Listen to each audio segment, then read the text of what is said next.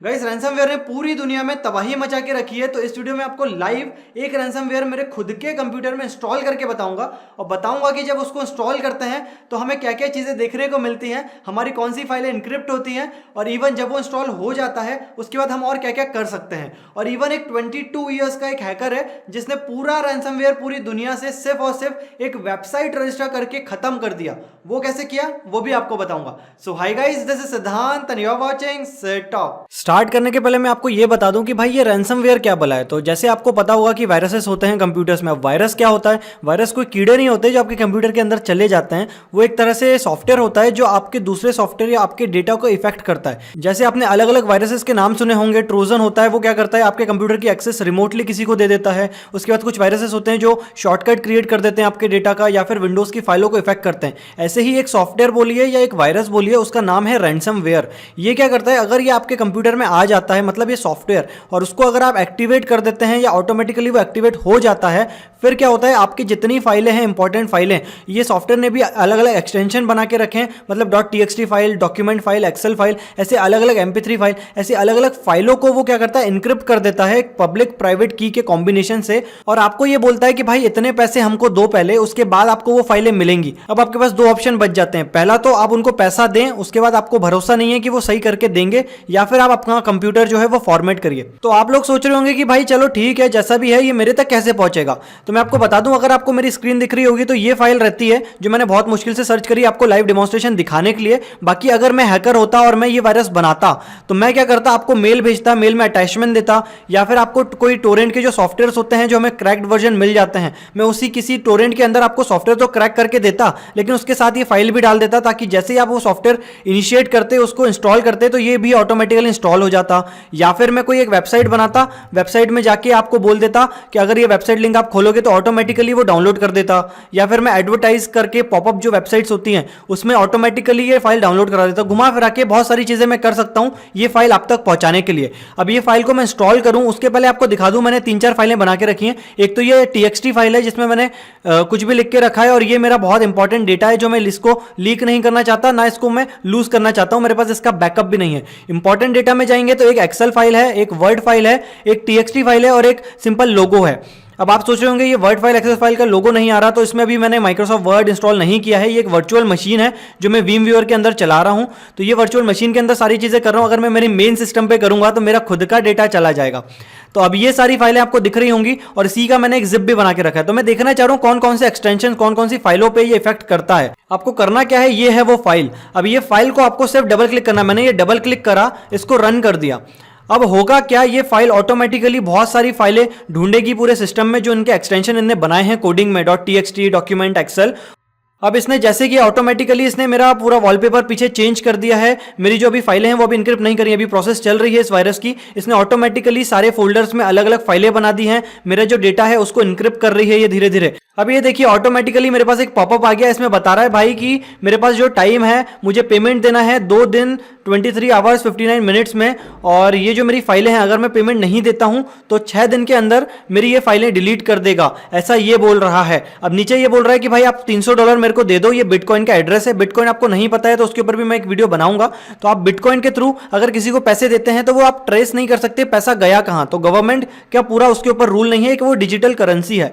अब ये बोल रहे हैं कि आप बिटकॉइन पे इनको $300 दे दो, उसके बाद ये आपकी फाइलें करके देंगे सही। यहां पे इन्होंने लिखा हुआ है कि भाई मेरे कंप्यूटर को क्या हुआ, मेरी फाइलों को क्या हुआ, मैं पे करूंगा तो क्या चीजें मिलेंगी। इवन इनका कस्टमर सपोर्ट है भाई।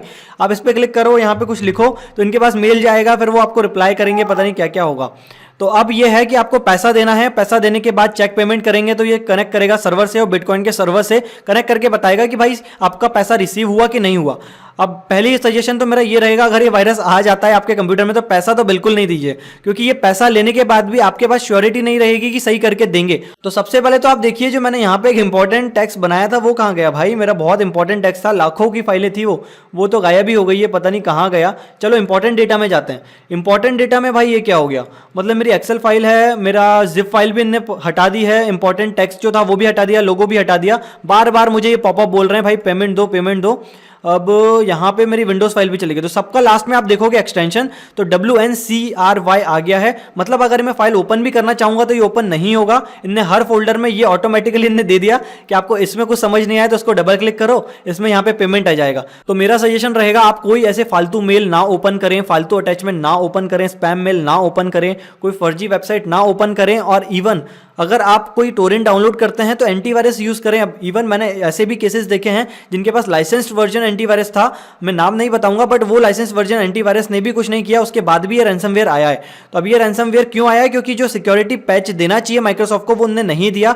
आज भी इंडिया में सारे लोग पायरेटेड चीजें यूज करते हैं और अपडेट पे ध्यान नहीं देते हैं। तो अपडेट इसलिए ही देते हैं माइक्रोसॉफ्ट वाले क्योंकि कुछ ना कुछ वर्नेबिलिटी आ जाती है, कुछ ना कुछ लूप होल आ जाते हैं जिसको यूज करके हैकर पूरा सिस्टम खराब करते हैं। अगर आपके पास लाइसेंस वर्जन है तो सारे अपडेट आप कर लीजिए इंस्टॉल जो माइक्रोसॉफ्ट देना चाह रहा है। अगर आपके पास XP है या विंडोज 7 है और पायरेटेड है तो आपके पास कोई चारा नहीं है इसको फॉर्मेट करने के अलावा। फॉर्मेट करने के बाद एक अच्छा खासा एंटीवायरस डालें, उसमें भी श्योरिटी नहीं है लेकिन ठीक है, अगर ये वायरस आता है तो धीरे धीरे एंटीवायरस भी अपने अपने अपडेट देते हैं। तो अपडेटेड रखें आपके एंटीवायरस को।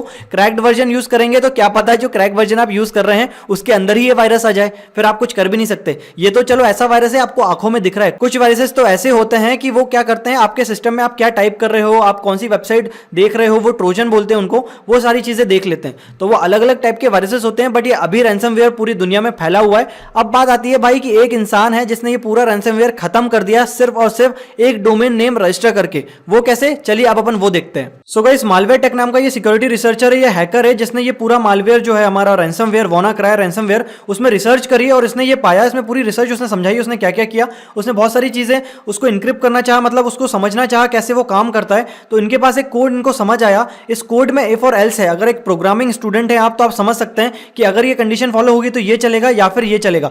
तो जिसने भी WannaCry बनाया था, जो भी हैकर ने बनाया था, उसको शायद ये पता था कि अगर उसने उसके अंदर कंट्रोल नहीं रखा उसका, कि अगर उसने फैला दिया और उसके हाथ में भी फिर कंट्रोल नहीं है इसको बंद करने का, तो उसने एक कोडिंग इसमें लगा के रखी थी। उसमें 10-15 लेटर का डोमेन था। डोमेन मतलब वेबसाइट, 1015letter.com करके एक वेबसाइट है, वो रैंडमली इसमें जनरेट हो रही थी। वो वेबसाइट पे ये जो WannaCry है वो इफ के अंदर एक HTTP रिक्वेस्ट सेंड करता था उस डोमेन पे। अगर वो डोमेन रजिस्टर्ड है, मतलब वो डोमेन के अंदर कुछ कंटेंट है, तो वो ये वाला इफ वाली कंडीशन चलेगी। अगर उस डोमेन में कंटेंट नहीं है या वो कनेक्ट नहीं होता है उस डोमेन से तो वो एल्स वाली कंडीशन चलेगी। तो इस वाले केस में हुआ ये कि ये सिक्योरिटी रिसर्चर ने पाया कि एक डोमेन है जो अनरजिस्टर्ड है, तो उसने बस वो $10 मतलब 600 रुपए में उन्होंने वो डोमेन रजिस्टर कर लिया इस हैकर ने, मालवेयर टेक ने।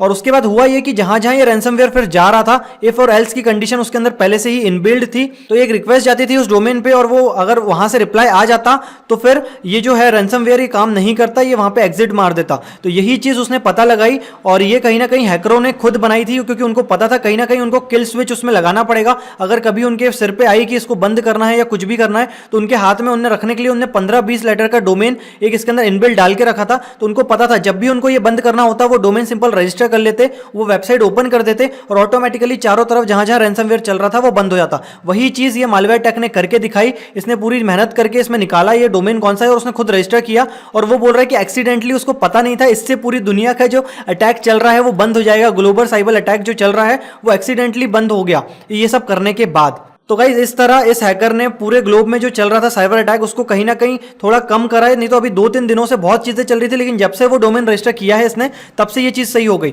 अब बात ये आ रही है कि और हैकरों को पता चल गई है ऐसी कोई वल्नरेबिलिटी है, तो अब कहीं ना कहीं इसका सेकंड वर्जन आएगा या थर्ड वर्जन आएगा, वो हैकरों के ऊपर है। दूसरे हैकर ग्रुप भी अब इसमें एक्टिव हो गए ये सब चीजों के लिए। तो मेरा सजेशन ये रहेगा, अगर आपके इस कंप्यूटर पर ये वायरस आ गया है तो आप फाइलें संभाल के रखें और फॉर्मेट कर लें कंप्यूटर को, क्योंकि अभी मे बी और सिक्योरिटी रिसर्चर काम कर रहे हैं वो फाइलों को डिक्रिप्ट करने के लिए। तो मे बी आने वाले दिनों में अगर डिक्रिप्ट का कुछ ऑप्शन आता है तो आप कर सकते हैं, लेकिन अभी हाल फिलहाल अगर आपकी फाइलें इनक्रिप्ट हो गई हैं तो आप डिक्रिप्ट नहीं कर सकते। अगर आपको ये वीडियो अच्छा लगा है तो प्लीज आप इसको लाइक करिए, वीडियो अच्छा नहीं लगा तो डिसलाइक करिए। अगर अभी भी कोई आपका डाउट है तो आप नीचे कमेंट करिए, मैं उसका रिप्लाई जरूर दूंगा। और अगर अभी तक आपने मेरी चैनल सब्सक्राइब नहीं करी है तो कर लीजिए, क्योंकि इस चैनल पर जितनी बातें होती हैं सारी चीजें प्रूफ के साथ होती हैं। So I hope you like this video.